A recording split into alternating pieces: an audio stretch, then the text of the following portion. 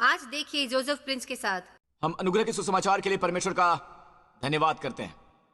हम परमेश्वर का धन्यवाद करते हैं कि सुसमाचार ही एकमात्र वो चीज है जो लोगों को बदल सकती है। साथ ही आपकी आशीषें और आपके श्राप दोनों शामिल हैं अनुग्रह के सुसमाचार को समझने के लिए। आपके जीवन की गुणवत्ता, आप कितने आशीषित हैं, बहुत ज्यादा निर्भर करता है, दरअसल पूरी तरह निर्भर करता है व्यवस्था और अनुग्रह के बारे में आपकी समझ के ऊपर। और बाइबल बहुत ही स्पष्टता से कहती है कि गलातियों 1 में पौलुस ये कहता है, मुझे आश्चर्य होता है कि जिसने तुम्हें मसीह के अनुग्रह से बुलाया उससे तुम इतनी जल्दी फिरकर और प्रकार के सुसमाचार की ओर झुकने लगे। तो गौर करें, सच्चा सुसमाचार क्या है? मसीह का अनुग्रह। और ही प्रकार का सुसमाचार क्या है? कोई भी सुसमाचार जो परमेश्वर के अनुग्रह का सुसमाचार नहीं है, पर वो दूसरा सुसमाचार नहीं है। बात यह कि कितने ऐसे हैं जो तुम्हें घबरा देते हैं, मसीह के सुसमाचार को बिगाड़ना चाहते हैं। गलातियों के संदर्भ में मसीह के सुसमाचार को क्या बिगाड़ रहा है? बस व्यवस्था का यहां दाखिल होना ही यह मसीह के सुसमाचार को बिगाड़ना चाहता है। वचन 8, परंतु यदि हम या स्वर्ग से कोई दूत भी उस सुसमाचार को छोड़कर जो हमने तुम्हें सुनाया है तुम्हें सुनाए तो श्रापित हो। जैसा हम पहले कह चुके हैं वैसा ही अब मैं फिर कहता हूं कि उस सुसमाचार को छोड़ जिसे तुमने ग्रहण किया, यदि कोई और सुसमाचार सुनाता है तो श्रापित हो। तो दोहरा श्राप होता है उस हर किसी पर। ध्यान से सुनिए, क्योंकि आप में से कुछ कह रहे हैं पास्टर प्रिंस ये प्रचारकों के लिए है जो प्रचार कर रहे हैं वगैरह वगैरह। मैं सहमत हूं कि ये प्रचारकों के लिए है, पर आप में से कुछ प्रचार कर रहे हैं ब्लॉगिंग के द्वारा, आप में से कुछ साझा करके भी प्रचार कर रहे हैं। तो जिस पल आप प्रचार करना और साझा करना शुरू कर देते हैं तो सुनिश्चित करें कि आप सच्चा सुसमाचार ही साझा करें।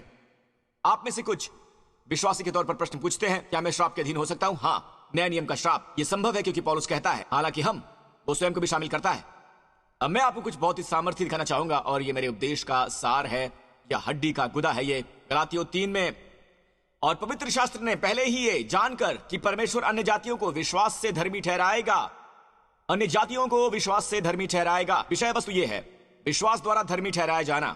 अन्य जातियों को, हम सब जो गैर यहूदी हैं, पुराने नियम में परमेश्वर के लोग यहूदी लोग थे, तो उस समय कोई भी जो यहूदी नहीं होता था उसे अन्य जाति माना जाता था। तो हम सब अन्य जातियां थीं, आमीन। पर बाइबल में लिखा है कि इब्राहिम इससे कहीं पहले जब इजराइल की जाति बनी, क्योंकि वो सब अब्राहम के वंश से आए हुए थे, अब्राहम ने परमेश्वर द्वारा उसे प्रचारित किया, सुसमाचार सुना, और परमेश्वर ने पवित्र शास्त्र में इसको पहले से ही देखकर कि परमेश्वर हम सबको विश्वास के द्वारा धर्मी ठहराएंगे, परमेश्वर हम सबको विश्वास द्वारा धर्मी ठहराएंगे। तो विषय वस्तु है विश्वास द्वारा धर्मी ठहराया जाना, इसे ध्यान में रखिएगा। ओके, तो पहले ही से इब्राहिम को यह सुसमाचार सुना दिया कि तुझ में सब जातियां आशीष पाएंगी। फिर वचन 9 में लिखा है, जो विश्वास करने वाले हैं वो विश्वासी इब्राहिम के साथ, जी हां, इब्राहिम के साथ आशीष पाते हैं। तो जो विश्वास करने वाले हैं वो विश्वासी इब्राहिम के साथ आशीष पाते हैं। विश्वास की यहां इसी संदर्भ में व्याख्या होनी चाहिए। ये क्या है? विश्वास द्वारा धार्मिकता। वो जो विश्वास करते हैं कि वो विश्वास द्वारा धर्मी ठहराए गए हैं वो आशीष पाते हैं, विश्वासी इब्राहिम के साथ। तो या तो आप विश्वास में जाएं या दूसरा पर्याय ये है कि विश्वासी इब्राहिम के साथ आशीष पाते हैं। ये देखिए, तो जितने लोग व्यवस्था के कामों पर भरोसा रखते हैं वो सब श्राप के अधीन हैं। विश्वास के अधीन लोग आशीषित हैं, या वो सब लोग श्राप के अधीन हैं जो व्यवस्था के कामों पर भरोसा रखते हैं। जी हां, जो व्यवस्था के कामों पर भरोसा रखते हैं। चलिए फिर से ट्राई करते हैं। वो जो विश्वास के अधीन है वो आशीषित हैं, जो व्यवस्था के कामों पर भरोसा रखते हैं, यहां ये नहीं लिखा है कि व्यवस्था को तोड़ते हैं, वो जो व्यवस्था के कामों पर भरोसा रखते हैं। जिस पल आप धार्मिकता में या पवित्रता में अपनी स्थिति रखते हैं व्यवस्था पर आधारित, तो आप श्राप के अधीन होते हैं। क्यों? क्योंकि आपको हर बात करनी है, वरना व्यवस्था आपको श्राप देगी। ये देखिए, जितने लोग व्यवस्था के कामों पर भरोसा रखते हैं, जिनमें विश्वासी भी शामिल है, तो जो लोग व्यवस्था के कामों पर भरोसा रखते हैं वो सब श्राप के अधीन है। कि जो कोई व्यवस्था की पुस्तक में लिखी हुई सब बातों को करने में स्थिर नहीं रहता है। कितनी बातें व्यवस्था की पुस्तक में लिखी हुई सारी की सारी बातें करने में स्थिर नहीं रहता। यदि आप व्यवस्था पालन में विश्वास रखते हैं, ऑलराइट, अच्छा है, पालन करते रहिए, वरना आप श्राप के अधीन होंगे। इस वचन पर आधारित एकमात्र यही तरीका है जो व्यवस्था के अधीन है कि वो श्राप के अधीन न रहे। वरना यदि आप व्यवस्था पर अपनी स्थिति रखेंगे, व्यवस्था की जमीन पर, बैंग आप श्राप के अधीन हो जाएंगे जब तक कि आप हर चीज का पालन नहीं करते हैं। क्या आप समझ पा रहे हैं? मैं प्रार्थना करता हूं कि प्रकाश की आत्मा इसी समय प्रवाहित हो।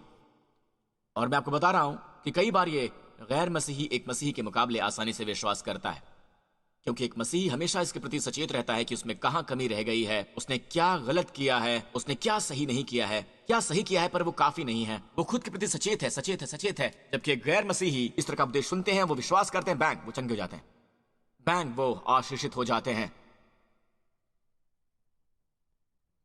ये कोई मजाक नहीं है दोस्तों, इसका संबंध है आपके आशीष और आपके श्राप से। इससे पहले मैं आपके सामने थोड़ा सा श्राप के बारे में पढ़ूं। मैं पूरा व्यवस्था विवरण 28 नहीं पढ़ सकता क्योंकि समय बहुत कम है। मैं आपको कुछ सैंपल देने वाला हूं, ओके? मुझे चिंता है कि अगर मैं ये करता हूं, मैं इसे पढ़ता हूं, इसमें से थोड़ा भी सैंपल के रूप में, अंत में आप कहेंगे ओह भाई, आप शायद मुरझाने लगेंगे, ठीक है, मुरझाए फूल की तरह। तो उससे पहले मैं आपको ये बताने वाला हूं, गलातियों 3:13 प्लीज। मसीह, चलो साथ में पढ़ते हैं। मसीह ने जो हमारे लिए श्रापित बना, हमें व्यवस्था के श्राप से छुड़ाया। ओके, रुक जाइए। मसीह श्राप बना, इस तरह उसने हमें व्यवस्था के श्राप से छुड़ाया। अब दिखाता हूं व्यवस्था विवरण 28। आशीष यदि आप व्यवस्था का पालन करते हैं, श्राप अगर आप इसे तोड़ते हैं। आपको अंदाजा देने के लिए कि क्या मायने होते हैं आशीषित होने के और क्या मायने होते हैं श्रापित होने के। अगर आप उस जमाने में आप आज्ञाएं पालते, परमेश्वर कहते हैं ये आशीषें तुम्हें प्राप्त होंगी। आप जानते हैं आशीषों पर कितने सारे वचन हैं? आपको पता है कितने वचन हैं? 14 वचन, 10 और 4। क्या आप जानते हैं उसी अध्याय में कितने सारे वचन हैं? अगर आप आज्ञाएं तोड़ते हैं, आप जानते हैं वहां श्राप पर कितने सारे वचन हैं? 54 वचन, 40 और ज्यादा, 40 और ज्यादा। चलिए पहले आशीषों की ओर देखते हैं, ठीक है? मैं सभी आशीषें नहीं पढ़ सकता, मैं आपको कुछ सैंपलिंग दूंगा। अगर आप सब आज्ञाएं पालते हैं तो धन्य है नगर में आप, धन्य है आप खेत में। इससे कोई फर्क नहीं पड़ता। मैं जानता हूं रियल एस्टेट एजेंट कहेंगे लोकेशन, लोकेशन, लेकिन परमेश्वर कह रहे हैं अगर तुम आशीषित हो तो तुम हो सकते हो एक गांव में या एक नगर में, तुम शहर में हो सकते हो और तुम आशीषित रहोगे। आशीष जगह पर नहीं है, यह आप पर है। और फिर यहां लिखा है धन्य हो तेरी संतान और तेरी भूमि की उपज। इसमें शामिल है आपकी सेहत जो आपके शरीर से निकलती है, इसमें शामिल है आपके बच्चे। धन्य हो तेरी संतान। इससे कोई फर्क नहीं पड़ता कि आपके डॉक्टर क्या कहते हैं, धन्य हो आपकी संतान। डॉक्टर कहेंगे या टीचर कहेंगे तुम्हारे बच्चे, तुम्हारा बच्चा बहुत मंद है, तुम्हारा बच्चा ये है वो है। मेरा बच्चा आशीषित है, मेरे शरीर का फल आशीषित है, ठीक है? मैं आपको श्राप की सैंपलिंग दूंगा। किसी भी तरह हम सब कुछ नहीं पढ़ सकते, तो हम उन श्रापों को लेंगे जो हमारे स्वास्थ्य से संबंधित है और जो हमारे परिवार से संबंधित है, जो कि हमारी आपूर्ति से संबंधित है और जो आपके मन की मनोदशा से संबंधित है, आपकी शांति से। हम उसकी एक सैंपलिंग लेंगे। पहले रोगों के क्षेत्र में। मत भूलिए मसीह ने क्या किया, व्यवस्था के श्राप से छुड़ाया, तो ये आपकी मदद करेंगे जब आप इसे पढ़ेंगे, ठीक है? तभी मैंने इसे पहले पढ़वाया था। यहोवा तुझे क्षय रोग और ज्वर और दाह और बड़ी जलन से मारेगा। अब यहां पर इब्री में क्षय है फेफड़ों की बीमारी। जी हां, दरअसल यह है ट्यूबरकुलोसिस यानी टीबी। खैर, हम उससे छुड़ा लिए गए हैं, ठीक है? नीचे आइए, रोगों की सूची पहले। यहोवा तुझे मिस्र के से फोड़े और बवासीर और दांत की खुजली से ऐसा पीड़ित करेगा कि तू चंगा ना हो सकेगा, तू चंगा ना हो सकेगा। पर पास्टर मेरा रोग बहुत ही अलग है पास्टर। नीचे आ जाइए। तो यहोवा तुझे और तेरे वंश को अनोखे अनोखे दंड देगा। वो दुष्ट और बहुत दिन रहने वाले रोग और भारी भारी दंड होंगे। वो काफी भयंकर रोग होंगे जो बढ़ते ही जाएंगे। उसे यहां कवर किया गया है। वो मिस्र के उन सब रोगों को फिर तेरे ऊपर ला देगा जिनसे तू भय खाता था, वो तुझ में रहेंगे। पास्टर प्रिंस, डॉक्टर कहते हैं मेरा रोग बहुत अनोखा है, पता है? और जितने रोग आदि दंड इस व्यवस्था की पुस्तक में नहीं लिखे हैं वो सब भी खत्म हो जाएंगे। तो परमेश्वर की बुद्धिमत्ता यह है कि वो हमें दिखाएं कि हम किससे छुड़ाए गए हैं।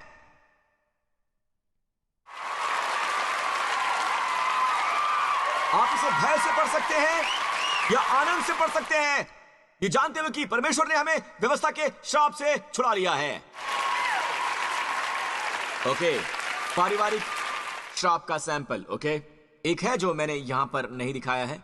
तो एक पत्नी से विवाह करेगा और अन्य पुरुष उसके साथ सोएगा, एक श्राप है, व्यभिचार की श्राप है। फिर बच्चे, तेरे बेटे बेटियां तो उत्पन्न होंगे परंतु वो तेरे ना रहेंगे क्योंकि वो बंधुआई में चले जाएंगे। आपने ये होते हुए देखा है? आपके बेटे और बेटियां आपके साथ हैं उसी छत के नीचे, लेकिन वो फिर भी किसी अन्य लोगों के होते हैं। वो बंदी होते हैं व्यसनों के, लतों के, बुरी संगतों के। वो आपके होकर भी आपके नहीं है। आप बहाना कर सकते हैं कि यह अंतिम समय का संकेत है। परमेश्वर कहते हैं तुमसे छुड़ा ले गया हो, दावा कीजिए। चलिए श्राप की अंतिम वचन की ओर देखते हैं, ठीक है? और यह आपको दुख से छुड़ा लेगा। ऑलराइट। और यहोवा तुझको नावों पर चढ़ाकर मिस्र में उस मार्ग से लौटा देगा जिसके विषय में मैंने तुझसे कहा था, और वहां तुम अपने शत्रुओं के हाथ दास दासी होने के लिए बिकाऊ तो रहोगे। बाजार में, दासों के बाजार में तुम वहां बिकाऊ तो रहोगे, पर तुम्हारा कोई ग्राहक न होगा। ओह रुको, ये तो अपमान पर अपमान है। आपको दास रूप में बेचा जा रहा है, पर आपको कोई खरीदा नहीं चाहता। बहुत साल पहले मैंने इस वचन की ओर देखा था। श्राप का अंतिम अक्षर क्या है? कोई तुम्हें नहीं खरीदेगा। और फिर आता है यह वचन, गलातियों 3 वचन 13, मसीह ने तुम्हें मोल ले लिया। सब छुटकारे का मतलब है उसने तुम्हें मोल ले लिया। कोई तुम्हें मोल न लेगा, मसीह ने ले लिया है। मसीह ने ले लिया, जी हां, मसीह ने। तो यहां यह नहीं लिखा कि तुम अपने कार्यों द्वारा श्राप से छुड़ाए गए हो। तो बात दरअसल यह है दोस्तों, वक्त नहीं है, वापस चलते हैं गलातियों 3 पर। क्या आप आशीषित हुए हैं? ओके, तो ये वो भाग है जो मैं चाहता हूं कि आप समझें। विश्वास के जीवन का पर्याय है व्यवस्था के अधीन जीवन, यानी जीवन जिसमें कार्य शामिल है। मैं आपको कुछ दिखाना चाहूंगा। ये शब्द, ऑलराइट, जो विश्वास करने वाले हैं वो विश्वासी इब्राहिम के साथ आशीष पाते हैं। तो जितने लोग व्यवस्था के कामों पर भरोसा रखते हैं वो सब श्राप के अधीन है। पर यह बात प्रकट है कि व्यवस्था के द्वारा परमेश्वर के यहां कोई धर्मी नहीं ठहरता, क्योंकि धर्मी जन विश्वास से जीवित रहेगा। पर व्यवस्था का विश्वास से कोई संबंध नहीं, पर जो उनको मानेगा वो उनके कारण जीवित रहेगा। तो यहां दो विरोधाभासी जीवन शैलियां हैं। ऑलराइट, इसमें लिखा है परमेश्वर की दृष्टि में कोई भी व्यवस्था द्वारा धर्मी नहीं ठहराया गया है। मैं कई बार सोचता हूं कि आजकल क्या ये स्पष्ट है? लोग भूल चुके हैं उस जमाने में यह जाहिर था कि धर्मी विश्वास से जीवित रहेंगे। अब यह प्रश्न कि धर्मी विश्वास से जीवित रहेंगे, यह शब्द जीवित रहना, जाओ, वही अगले वचन में है। वो व्यक्ति जो आज्ञाएं पालता है, व्यवस्था को, वो जीवित रहेगा। यह शब्द जाओ, ये पुराने नियम में इब्री शब्द है, हयाई। हयाई जानते हैं खैर आपके यहूदी लोग जब आपके लिए जाम उठाते हैं जीवन के लिए, वही शब्द है हयाई। और जाओ ग्रीक में नए नियम में, पुराने नियम में, नए नियम में, इब्री ग्रीक, असल में उनका मतलब है अच्छा जीवन जीना, संपूर्ण जीवन जीना।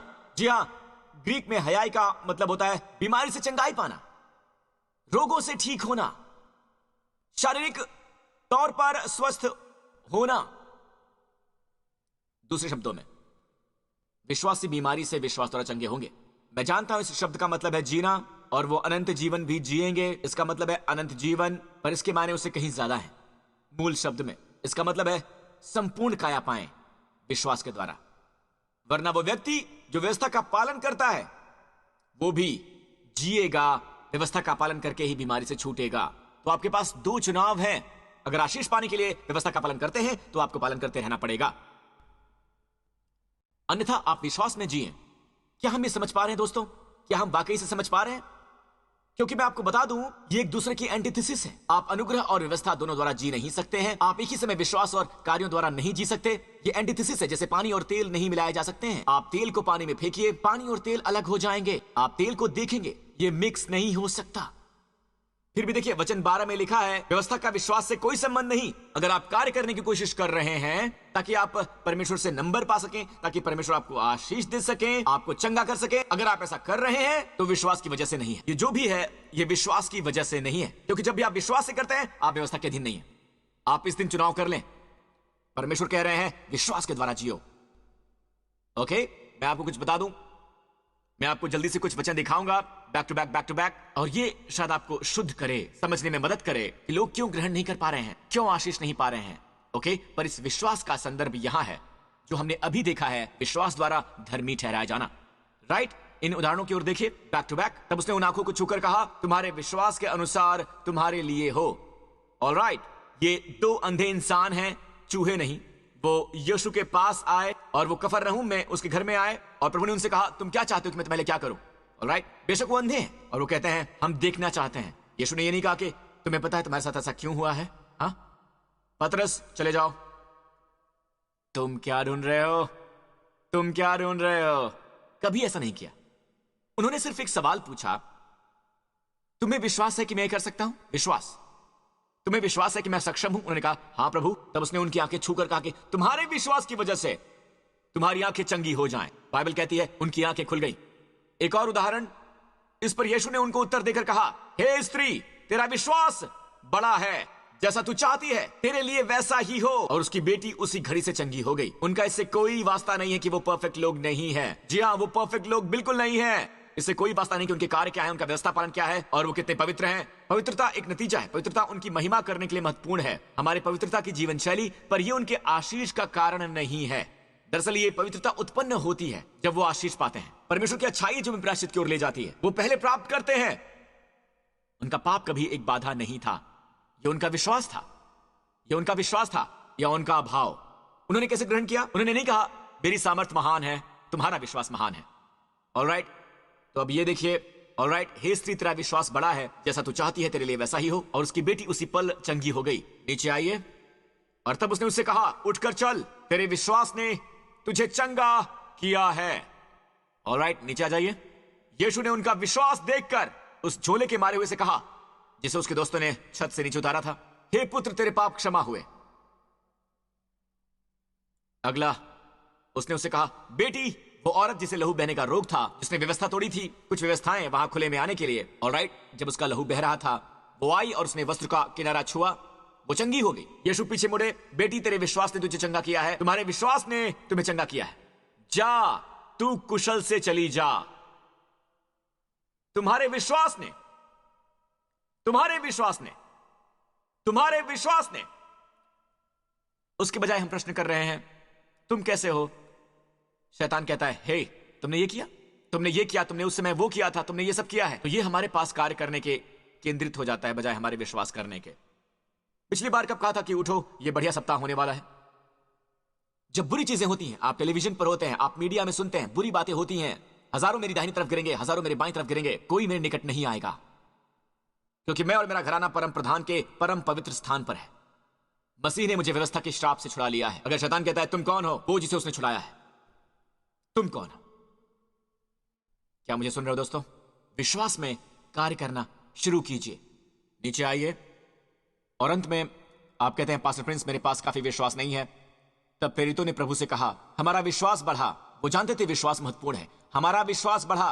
प्रभु ने कहा, अगर तुम में राई के दाने के बराबर भी विश्वास होता तो तुम इस तूत के पेड़ से कहते कि तू जड़ से उखड़ जा। आप अपने कैंसर से भी कह सकते हैं, आप अपने ट्यूमर से ये कह सकते हैं, आप ये कह सकते हैं कि जा, अभी जड़ से खत्म हो जा और जाकर समुद्र में लग जा, तो वो तुम्हारी मान लेता। चाय के पार समुद्र में कुछ उगा हुआ है, ठीक यहीं पर, बिल्कुल सामने, ठीक है, और मैं बहुत सालों से वहां फेंकता रहा हूं। तैराकों के लिए अफसोस है जो समुद्र में जाते हैं। ध्यान दीजिए, हम इसे कैसे बदलते हैं? उनका जवाब उनके उस प्रश्न की प्रतिक्रिया में है कि हमारा विश्वास बढ़ा, विश्वास के द्वारा ही, है ना? हम बहुत ही मशहूर हैं हार के जबड़े से विजय को छीन लेने में। वो हमारे लिए बात सरल कर रहे हैं। वो कह रहे हैं कि अगर तुम्हारा विश्वास राई के दाने के बराबर है, आप जानते हैं राई का दाना कितना छोटा होता है। एक जगह और यीशु कहते हैं, सभी जड़ी बूटियों में राई सबसे छोटी होती है, और जब ये बड़ी होती है तो सारी जड़ी बूटियों में सबसे बड़ी होती है। पर ये एक छोटा सा दाना है जो बहुत ज्यादा उगाता है। आप कहेंगे, पास्टर प्रिंस, हमारे पास शक्तिशाली विश्वास नहीं है। मैं पास्टर मार्क की ओर देखता हूं जो बीमारियों के लिए प्रार्थना करते हैं, या पास्टर हेनरी की ओर, पर मेरे पास इस तरह का विश्वास नहीं है। पर यीशु कहते हैं, वहां से आप शुरुआत नहीं करते हैं। अगर आप में राई के दाने बराबर भी विश्वास है तो इसे इस्तेमाल करना शुरू कीजिए। सुबह उठिए और कहिए कि आज का दिन मेरा है। आप छुट्टी के लिए जा रहे, कहिए कि यह सबसे उम्दा दिन है। परमेश्वर के अनुग्रह से जब बुरी बातें होती हैं, आप एक आतंकवादी हमला देखते हैं, परमेश्वर हमारी रक्षा करेंगे। हवाई जहाज क्रैश करते हैं, हमारे नहीं गिरेंगे यीशु के नाम पर, क्योंकि हम उन पर बैठे हैं। चलिए घोषणा कीजिए, विश्वास में जीना शुरू कीजिए। विश्वास में जिए, अपने विश्वास का एक बड़ा पुल बनाएं। तो किस तरह का जीवन आप चाहते हैं? एक कार्य करने वाला जीवन या विश्वास करने वाला जीवन? चलिए दोनों उदाहरण फिर से हम एक बार देखते हैं। विश्वास करने वाला जीवन धर्मी विश्वास से जिएंगे, फिर भी व्यवस्था विश्वास की नहीं है, या वो व्यक्ति जो उसे करता है, उसे पालने की कोशिश करता है, अंत में वो उसी में जिएगा। जी हां, वो उसी में जिएगा जिस तक कोई नहीं पहुंच पाएगा। आप चुने, आप चुने। पर मेरा मानना है आपके सर्वोत्तम दिन आ गए हैं। मेरा मानना है कि संसार की अर्थव्यवस्था चाहे जैसी भी हो, परमेश्वर आपकी सभी जरूरतों की आपूर्ति करेंगे। मेरा विश्वास है कि जब संसार में अंधेरा और अंधेरा होता जाएगा, कलीसिया उजली हो जाएगी। मैं विश्वास करता हूं कि बगावत और अशुद्धता के बावजूद, परमेश्वर के अनादर करने के बावजूद, काम और शब्द जो गलियों में बोले जाते हैं, आपका परिवार परमेश्वरीय होगा और साथ ही आपकी पत्नी एक फलदायी बेल होगी। आपके बच्चे जैतून के बूटों की तरह होंगे। आपके मेज के इर्द गिर्द बैठेंगे अभिषेक प्राप्त, और आपकी बेटी एक और एस्तर की तरह होगी। आमीन। कोई जो जातियों का भाग्य तय करेगा। मेरा मानना है कि आपके बेटे दाऊद की तरह होंगे। 17 साल की छोटी उम्र में वो दानवों को गिरा देंगे। मेरा मानना है कि जब दूसरे एक चरवाहे लड़के को देखते हैं, परमेश्वर एक राजा को देखते हैं। मेरा मानना है कि तुम्हारा भविष्य उतना ही उज्जवल है जैसे यीशु पिता के दाहिने हाथ पर है, और एक विश्वासी के लिए उजला ही होता जाता है। मेरा मानना है कि आप धन्य हैं, आप धन्य हैं, आप धन्य हैं। आमीन।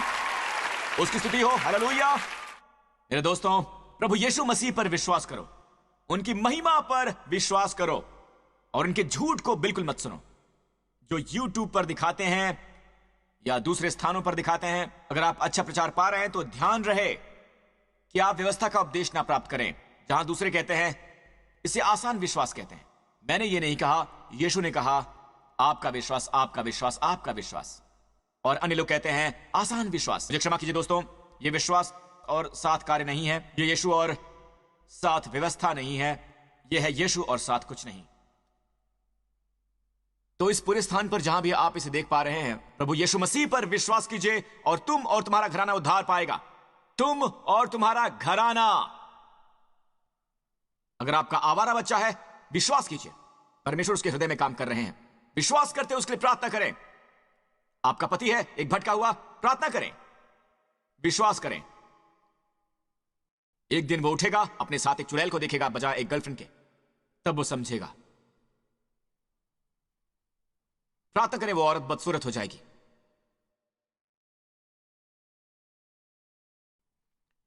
और आप सुंदर हो जाएंगी अपने पति की दृष्टि में। एक दिन वो उठेगा एक बुरे सपने के साथ उस औरत के बारे में। प्रार्थना करें, विश्वास करें, प्रयासों का इस्तेमाल ना करें, नोक झोंक का इस्तेमाल ना करें, इंसानी ताकत का इस्तेमाल ना करें। विश्वास करते हुए प्रार्थना करें। मेरी आर्थिक जरूरतें हैं पास्टर, उस कर्ज के पर्वत से बात करें, उसे आज्ञा दें स्वयं को समुद्र में फेंक दे।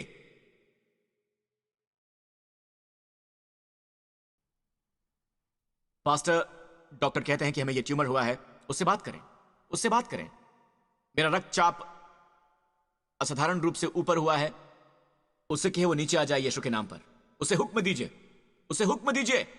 मेरे पास विश्वास नहीं है, तो अगर राई के दाने के बराबर भी विश्वास है तो उसे इस्तेमाल कीजिए, इस्तेमाल कीजिए। आप में से वो जिन्होंने कभी मसीह में अपना विश्वास एक उद्धारकर्ता के रूप में नहीं डाला है, मैं इसी समय आपको वो अवसर देना चाहता हूं। इसी समय मेरे साथ वो प्रार्थना कीजिए कि ये हे स्वर्गीय पिता, मैं विश्वास करता हूं कि यीशु मसीह आपका पुत्र है। वो क्रूस पर मरे मेरे पापों के लिए और मेरे धर्मी ठहराए जाने के लिए, मुर्दों में से जी उठे। यीशु मसीह मेरे प्रभु हैं, वो मेरे उद्धार करता है, मेरे प्रभु हैं। और मैं आपका धन्यवाद करता हूं पिता, मेरे सारे पाप पूरी तरह से क्षमा हुए। मैं अत्यधिक अनुग्रहित हुआ और मैं अत्यंत धन्य हुआ, अत्यंत धन्य हुआ, अब्राहम के साथ धन्य हुआ। धन्यवाद पिता, यीशु के नाम पर, आमीन। प्रभु की स्तुति हो, प्रभु की स्तुति हो। हालेलुया।